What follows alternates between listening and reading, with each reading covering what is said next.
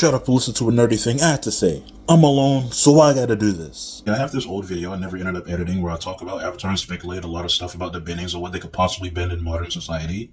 But I never ended up doing it, so I wanted to talk about it with you guys a little bit. Let's start with Earth. Earth is a very interesting element because I think it mostly just means minerals, because you could bend Earth itself, you could bend metal, you could bend mud, you could bend diamond, and you could bend not just metal, but different types of metal. Like, at first, I thought it was just, like, metallic stuff, but they could bend iron as well, they could bend steel, and in The Legend of Korra, they could bend mercury. So, it seems a little overpowered if you ask me. I'd like to think in a modern society that you could probably bend a little bit of everything, from, like, cars to steel beams and a building of some sorts. It's fun to think about, and I guess they go into a little bit of detail about that in Legend of Korra, since they got a full metal city in Zaofu, I think the name was. But it's really interesting that they can't bend wood, so if there's ever an Avatar that's in the future, I don't think there should be any wood buildings anywhere. And then water's a weird one, because I feel like water's the most versatile when it comes to bending in the Avatar, because it feels like this is just a catch-all for liquid-based stuff. I've seen them bend water in the show, soup, perfume, oil, mud also, steam, clouds, sweat, blood.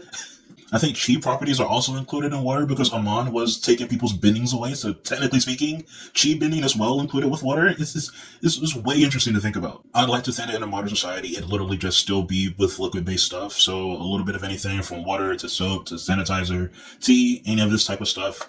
I think water's just a catch-all for liquid, if you ask me. On the opposite end of that, I do think air is probably the least versatile when it comes to the bending elements in the Avatar world. There's not really much I can say that I've seen people do with air, in my speculation. Some similar stuff with water, with the clouds and steam and everything, but not really much you can do with air. Bubbles? I don't know, buddy. There's not really much stuff that has air properties. And I think one of the second most versatile ones right underwater is fire. I've seen fire do a lot of stuff. Some of the things I've seen fire do is lightning, steam, just generate body heat. Lava, gunpowder, or I guess combustion and bending, like we see with Sparky Boo Man or Zahir's girlfriend. I like to think that in a modern society, we'd see this probably used the most in a modern society when it comes to electricity with lights and everything else. I feel like fire would probably be the most important element because electricity is everything. I think that's one of the main properties of that is electricity.